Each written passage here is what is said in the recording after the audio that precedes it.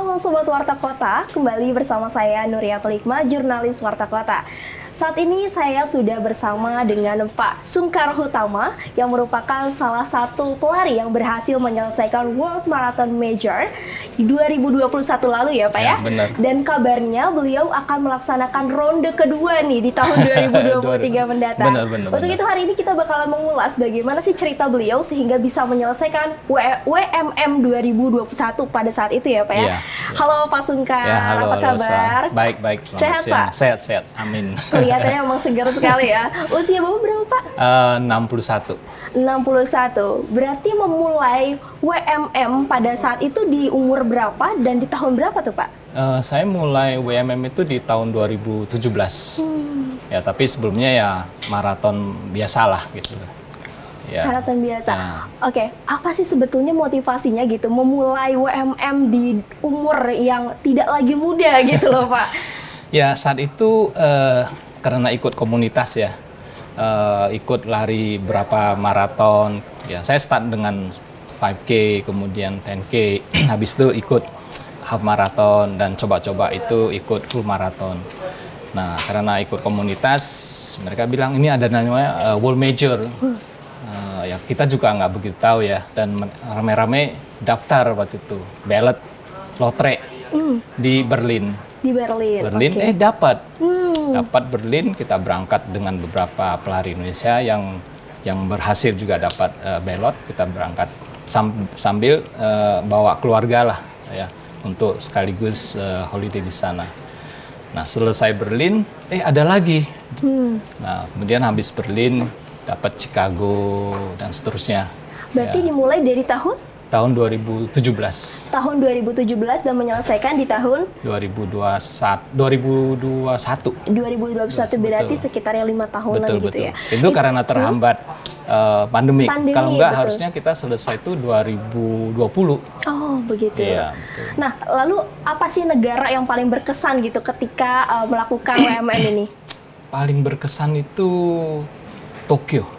Tokyo. Kenapa? Iya. Mungkin bisa diceritakan kenapa Tokyo berkesan? Tokyo itu kita merasa ya, sepanjang race itu kita dapat peta nih jalur larinya.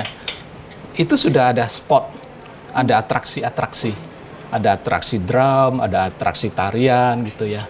Jadi sepanjang race itu, rute itu, kita nggak bosan, kita bisa berhenti foto dan dia melewati spot-spot yang memiliki sinerik lah untuk kota Tokyo-nya. Di samping itu kita melihat Tokyo itu sepanjang jalan itu banyak orang yang hampir tidak pernah sepi. Tidak pernah sepi. Dan luar biasanya lagi sangat bersih. Begitu kita minum di water station, kita buang ini gelasnya, langsung ada volunteer yang ambil. Jadi kita tidak melihat ada ceceran-ceceran air di sepanjang race itu. Ya. Dan volunteernya sangat banyak. Mereka terdiri dari anak-anak sekolah, mungkin mahasiswa, mungkin SMA-nya di sana gitu. Dan orang-orang tua juga gitu. Ya. Tapi ada nggak sih pengalaman yang paling menyedihkan gitu selama itu atau mungkin Ya, emang enjoy pasti aja? ada. Apa tuh Pak yang paling Saya menyedihkan? ada 2 race yang hasilnya tuh kurang baik ya. Di London tahun 2019 karena saya kram. Kram. Jadi saya kram di kilometer 26. Kilometer 26. Kramnya itu bukan kram biasa, kramnya lock, kaki kita itu udah nggak bisa lari. Berarti pada saat itu tidak bisa jalan sama sekali? Ya, duduk. Dan kalau kita race di Eropa atau di Amerika, mereka nggak kasih spray yang anti kram itu. Berarti berjuang sendiri Iya, pada berjuang saat itu? sendiri. Tidak ada yang datang mijitin pakai balsem gitu, nggak ada. Termasuk ketika ada pelari yang lewat itu hanya lewat saja, Enggak. tidak ada Mereka yang nggak akan menolong. bantu karena masing-masing ngejar waktunya kan. Lalu Itu World Major loh ya. Jadi mereka pada ngejar PB-nya, personal best-nya. Lalu bagaimana pada saat itu Pak Sungkar sendiri gitu menyelesaikan kakinya gitu yang kram gitu, bisa bangkit lagi dan karena kan itu kan udah kelok Iya, banget udah kan. kelok. Itu gimana Pak prosesnya? Berapa lama mungkin bisa diceritakan? Itu saya duduk hampir 5 menit, begitu mulai berdiri, mau lari lagi, mulai terasa ketarik lagi. Jadi kita udah nggak bisa lari seperti pace kita. Jadi lari jalan gitu loh. Sampai ketemu sampai ketemu water station, paling duduk di situ ya, kemudian mijit-mijit kaki ya, lanjut gitu. Dan tapi berhasil menyelesaikan itu ya? Selesai. Waktu itu di mana, Pak? Di London. Di London. Ya. Dan bisa menyelesaikan dalam waktu berapa jam pada saat itu? 6 jam lebih. 6 jam. Waktu normalnya harusnya berapa, Pak? Harusnya saya di bawah 5 jam. Di bawah 5 jam. Oke. Terus lalu dengan kenapa katanya dikabarkan bahwasannya Bapak mau lanjut nih ke ronde kedua gitu setelah menyelesaikan ronde pertama? Alasannya apa, Pak? Ya, alasannya ya, saya pikir kalau kita masih bisa, kenapa tidak dicoba gitu ya. Jadi tidak ada suatu alasan yang spesifik lah kalau masih kita mampu gitu ya. Dan ini kan World Major ini kan satu event yang cukup challenging ya, perlu latihan gitu ya. Dan saya pikir dengan kita ada motivasi untuk ikut, jadi training kita nggak pernah kita tinggalkan gitu loh ya. Berarti ketika lari meninggalkan anak istri di rumah? Kadang bawa istri. Kadang bawa istri? Di berapa negara tuh dibawa istrinya? Ada 3 negara. 3 atau 4 negara. Kalau anak dibawa juga? Anak belum. Ya. Anaknya ada berapa, Pak? Saya ada 3 anak. Ada 3. Istri masih 1 lah ya, Pak ya? Anak 3 perempuan semua atau 2 perempuan, 1 laki-laki. Tapi sama-sama menyukai dunia lari? Anak saya yang laki-laki saya ajak lari. Dia anak autis. Oh. Ya. Jadi itu satu juga saya pakai sebagai suatu sarana ya untuk lebih dekat dengan dia dan communicate dengan dia. Gitu. Itu memang di bawaan dari lahir. Iya. Tapi dia masih semangat untuk lari itu sendiri. Dia akan ikut saya lari. Jadi kalau saya selalu bilang kalau nanti capek bilang aja capek. Jadi saya sama dia lari. Terakhir kita lari di BFI Half Marathon. Ya, mungkin orang pikir ya anak autis bisa nggak lari? Oh bisa. Ya, asal kita mau punya kesabaran ya untuk mengajak dia. Berarti anak Bapak sendiri sudah diajarkan, tadi kan menyinggung soal latihan, berarti kan memang setiap kita lari itu harus melakukan latihan. Anak Bapak sudah diajarkan latihan itu dari umur berapa mungkin? 3 tahun terakhir. Jadi saya kalau saya di rumah gitu ya, setiap pagi saya pasti lari. Lari 5 km gitu ya. Kemudian kalau Sabtu Minggu mungkin ada long run-nya. Nah kalau weekday saya lari, saya mesti ngajak dia. 5K lah paling tidak gitu ya. Dan dia bisa paling jauh berapa kilometer, Pak? Paling jauh kemarin 21 km. 21 kilometer berarti ini bisa mematahkan stigma-stigma orang kalau misalkan anak autis itu nggak bisa apa-apa. Ini tuh sangat berbakat ya, Pak ya? Bukan bakat ya. Artinya kalau diajak harusnya kita bisa meyakinkan dia gitu loh ya. Jadi kan ada kesan orang anak autis punya dunia sendiri, bener. Tapi ada hal tertentu kalau kita sebagai orang tua bisa masuk mengajak dia beraktivitas, itu akan lebih baik gitu. Jadi sepanjang lari itu kita bisa ajak dia ngobrol, kita bisa bilang ini apa ya, ini apa. Jadi kita bangun conversation selama race itu gitu. Dan itu merupakan treatment Bapak terhadap anak Bapak sendiri ya, Pak ya? Salah satu ya, supaya dia aware terhadap lingkungan. Biasanya kan ada anak autis itu dia nggak aware terhadap lingkungan, dia tidak tahu bahaya. Nah pada saat lari itu saya akan bilang, ke kiri ya, ayo ke kanan ya, ini depan banyak orang. Ya. Sekarang usianya berapa, Pak? Sekarang 21. 21 tahun, masih tinggal bersama Bapak sama istri. Betul. Ada rencana diajak nggak Pak di tahun 2023 nanti di second round-nya? Mungkin belum ke sana ya, karena kalau full marathon itu betul-betul harus latihan. Harus latihan. Ya itu nggak bisa main-main lah. Artinya itu kalau nggak latihan, tahu-tahu ikut itu sangat menyiksa. Apa ada kejadian Pak orang mungkin teman Bapak gitu yang tidak melakukan latihan gitu dan Bapak tahu sendiri cerita itu gitu Pak, sehingga di tengah jalan ketika maraton ambruk dan lain sebagainya? Ada. Jadi mungkin karena dia didaftarin temennya, dia ikut atau dipaksa dia ikut, ya dia akan mungkin begitu half maraton dia sudah kram, udah nggak bisa. Tapi buat apa ya, tidak enjoy ya. Dia jalan-jalan tetap selesai. Tapi mungkin bisa 6 jam sekian kan percuma kalau kita nggak latihan terus kita ikut suatu race yang butuh endurance ya, fisik kita betul-betul harus kita persiapkan. Jadi idealnya untuk latihan mengikuti maraton itu mulainya dari berapa bulan sebelum keberangkatan? Mungkin masing-masing orang beda-beda ya, tergantung kebiasaan dia. Kalau saya itu biasanya 6 bulan sebelum satu race itu sudah mulai harus intens ya. Intens itu harus ada disiplin lah, misalnya per 1 bulan sekali harus ada long run-nya gitu ya, untuk supaya kita bisa memaintain endurance kita. Oke. Pak, saya mau balik lagi nih Pak, ke flashback ke awal pertama Bapak mengikuti WMM gitu kan. Apa sih Pak pertama kali mungkin sepatu yang Bapak pakai gitu? Apakah biasanya kan itu menjadi hal yang berkesan, Ya, itu sebagai pijakan kaki. Mungkin Pak bisa diceritakan yang dikenakan Bapak pada saat itu dan lain sebagainya.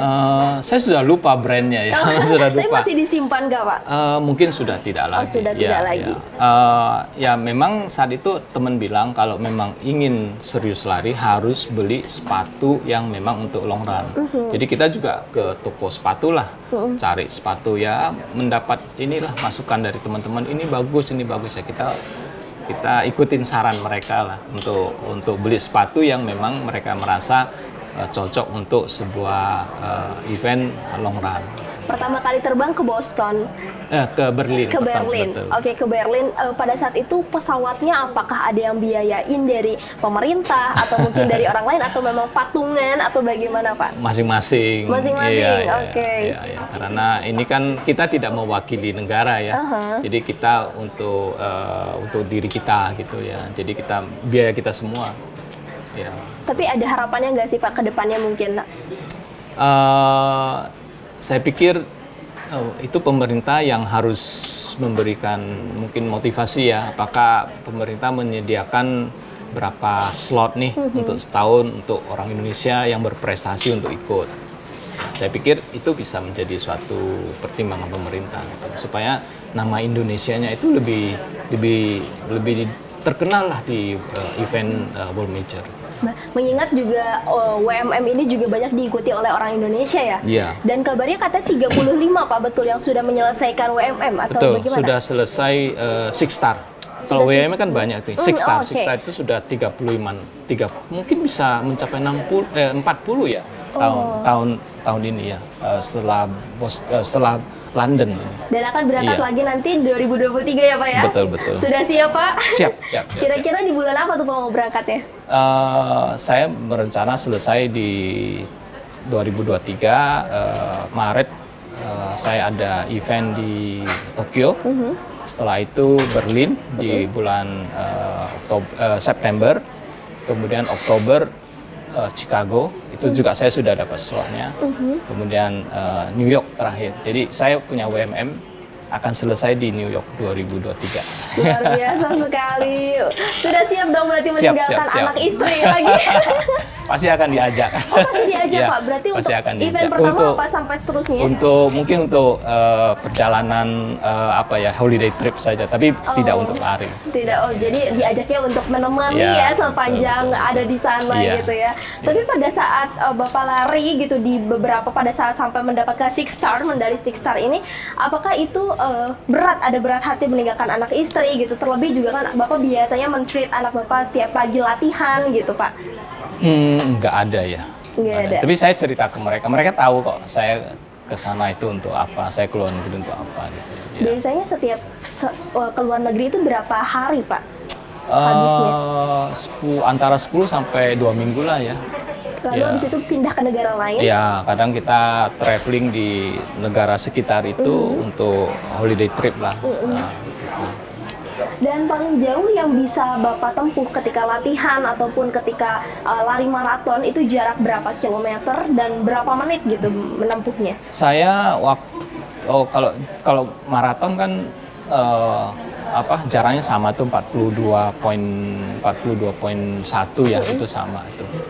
Saya waktu terbaiknya di London kemarin 4 jam 30 menit.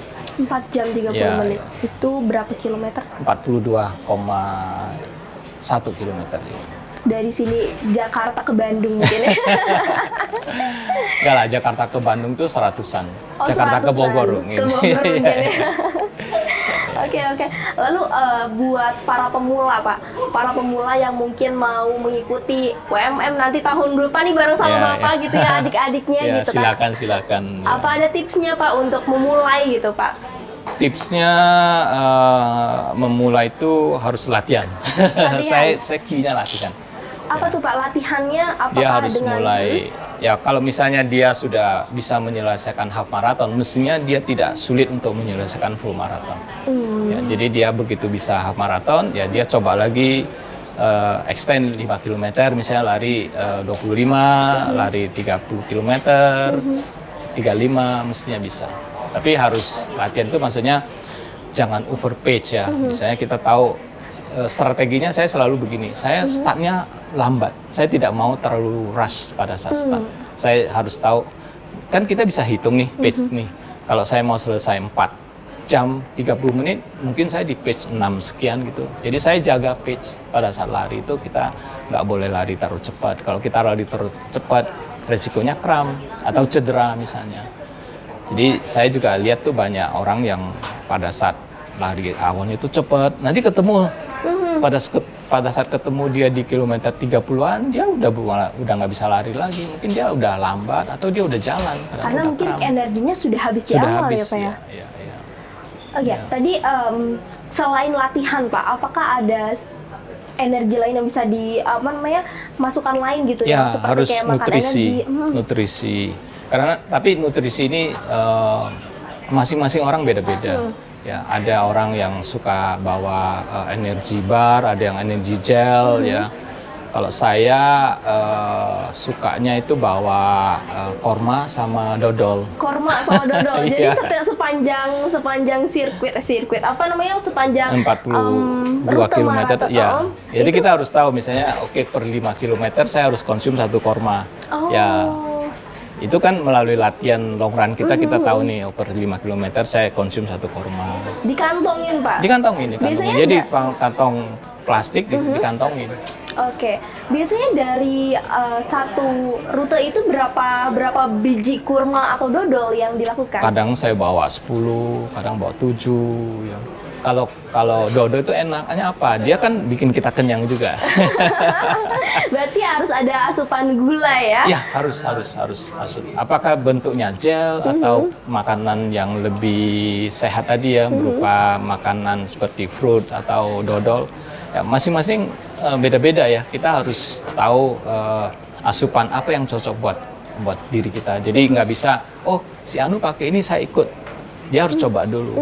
Kadang orang nggak bisa gel karena dia perutnya nggak bisa digest. Mungkin dia akan mual, sakit perut, atau dia mau ke toilet terus. Nah, itu mengganggu. Jadi kita harus dengan latihan itu kita mencoba, saya dengan gel merek ini cocok nggak dengan perut saya. Dan untuk sejauh ini dodol sama kurma udah paling the best ya Pak? Itu pasti tidak masalah gitu. Ya. Luar biasa sekali. Lalu Pak, ke depannya Pak, di 2023 Bapak mau melakukan second round gitu. Sudah sejauh mana persiapannya? Dan ada kira-kira Bapak berharap hal menarik apa gitu terjadi di 2023 mendatang? Kan masih 2023 ya, Maret ya. Jadi saya saat ini masih relax dulu lah. Relax dulu, belum mulai latihan? Latihan ada, tapi bukan intens buat race gitu loh. Nanti mungkin di Februari, Januari, mulai akan intens lagi. Ya. Oke. Selain itu Pak, apa sih kejuaraan yang pernah diikuti gitu selain WMM gitu untuk meraih medali Six Star itu sendiri? Kalau Six Star hanya di WMM. Selain itu apa pernah ikut kalau racer lain, Bali Marathon ikut, Borobudur juga ikut, pernah ikut Super Bowl juga ya tahun 2019 ya kalau nggak salah Super Bowl. Kemudian Singapura Marathon saya juga pernah ikut, Seoul Marathon pernah ikut. Osaka Marathon juga ikut. Osaka Marathon juga sama oke juga gitu ya. Seoul sama Osaka itu. Ya. Nah terkait ini tadi kan salah satunya ikut Super Bowl nih, kan bentar lagi juga mau dilaksanakan betul. Kan menurut Bapak sendiri apa sih yang diharapkan di Super Bowl yang akan mendatang dan kenapa orang-orang harus ikut nih Super Bowl? Saya pikir Super Bowl itu suatu race yang banyak diikuti oleh komunitas ya, dan ya kita kan bagian dari komunitas itu. Jadi dari teman-teman itu, dari komunitas kita sudah banyak yang mendaftar juga gitu loh. Ya, harapan saya di Super Bowl ini, saya lihat di race di Indonesia selalu problemnya adalah jalan tidak bisa steril. Ya, sehingga kita kadang harus berlari berseliweran, kita menghindari motor atau kita dikejar busway ya. Jadi harapan saya di Super Bowl ini minimal jalannya bisa lebih cukup steril ya, dan perlu water station yang cukup banyak ya, karena kan kita lari di Jakarta kan panas sekali. Kalau water stationnya kurang ya, saya pikir pelari akan merasa tidak enjoy gitu ya. Tapi buat orang-orang wajib mengikuti atau bagaimana nih rekomendasinya gitu? Highly recommended. Oke, itu dia tadi bincang-bincang saya bersama Pak Sungkar Hutama. Sangat seru sekali ya. Sebenarnya ada banyak hal yang mau dibicarakan, tapi kita tutup dulu, nanti kita ngobrol-ngobrol lagi ya Pak di belakang. Terima kasih. Terima kasih juga Pak Sungkar Hutama sudah menyempatkan waktunya untuk datang. Sama-sama. Demikian itu dia tadi Sobat WK, wawancara saya bersama Pak Sungkar Hutama dari Tribun melaporkan.